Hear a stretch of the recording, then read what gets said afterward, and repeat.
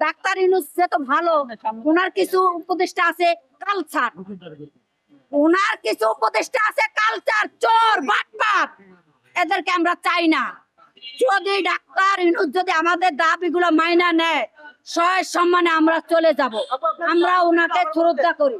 আমাদের ইস্যু দুইটা, আমাদের দাবি দুইটা। বস্তিবাসীর বাসানটেক একটি প্রকল্প হয়েছে 15,000 প্লাট বস্তিবাসীর জন্য।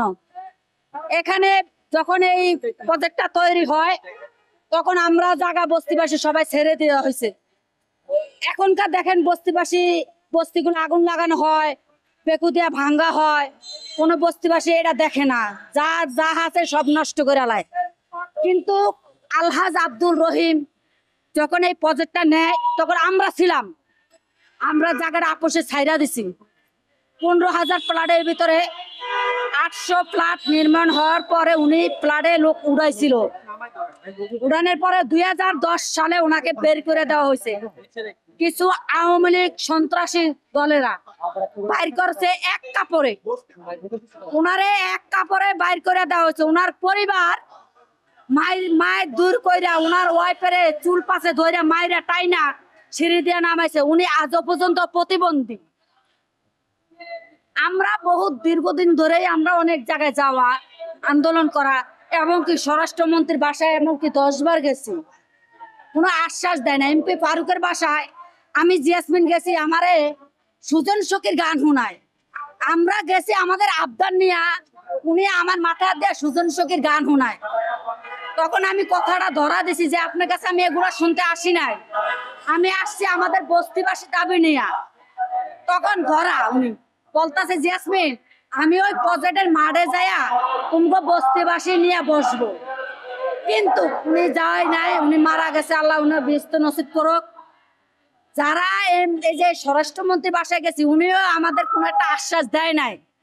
তাহলে আমরা বস্তিবাসী মানুষ না? আমরা কি জনগণ না? আমরা কি দেশে ভোট দেই না? এক এমপি মন্ত্রীরা বলে যে বস্তিবাসী নাকি ভোট দেয় না। আরে ভাই, বস্তিবাসী ভোট দেয়। 10 তলা ফ্ল্যাট মালিকেরা নাইমা ভোট দিতে যায় না কেন্দ্রতে, কারণ ওনাদের যা করার করে লাইছে। আর আমরা বস্তিবাসী কি চিন্তা করি যে আমার একটা ভোট মূল্যবান ভোট, আমাদের মাঝে যদি একজন ভালো ব্যক্তি আসে তাহলে আমরা ভালো থাকবো। কিন্তু যারা এমপি মন্ত্রী হয় এরা বস্তিবাসী ভালো চায় না। চায় কার ভালো? যে 10টা অপরাধ করতে পারবো তাকে চায়। এমপি মন্ত্রী কারে চায়? যে 10টা অপরাধ করতে পারবো তাকে চায়। বস্তিবাসী চাইবো কি কারণে?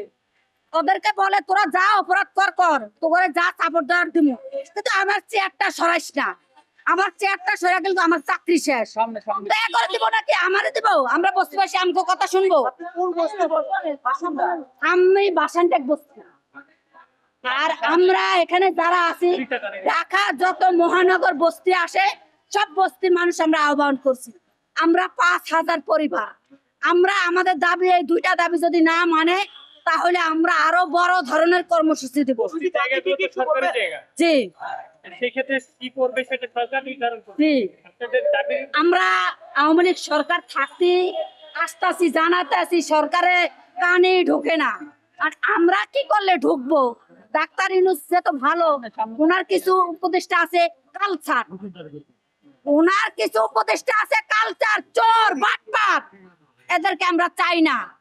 যদি ডাক্তার ইউনূস যদি আমাদের দাবিগুলো মাইনা নেয়, সহায় সম্মানে আমরা চলে যাব, আমরা ওনাকে শ্রদ্ধা করি।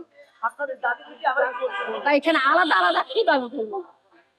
মূল দাবি কি? একটু বলেন যে দুইটা দাবি বলেন। আমাদের মূল দুইটা দাবি, বাসানটেক পুনর্বাসন প্রকল্প এটা নতুন করে চালু হোক। কলমিলতা মার্কেট যে শহীদ পরিবারের ক্ষতিপূরণ এটা দেওয়া হোক। এই দুইটাই আমাদের দাবি। এতদিন ধরে করেনি আপনারা? আমরা বহুদিন ধরে, দীর্ঘদিন ধরে লড়াই আন্দোলন করে যাচ্ছি।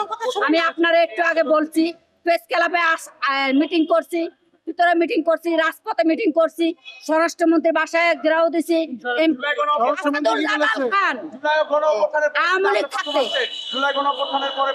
হ্যাঁ, সিটি কর্পোরেশন আমরা আন্দোলন করছি, সিটি কর্পোরেশন ওই জায়গায় আমরা আন্দোলন করছি। আপনারা দেখতে পারবেন, জানতেও পারবেন। ইউটিউব গুগলে ঢুকেন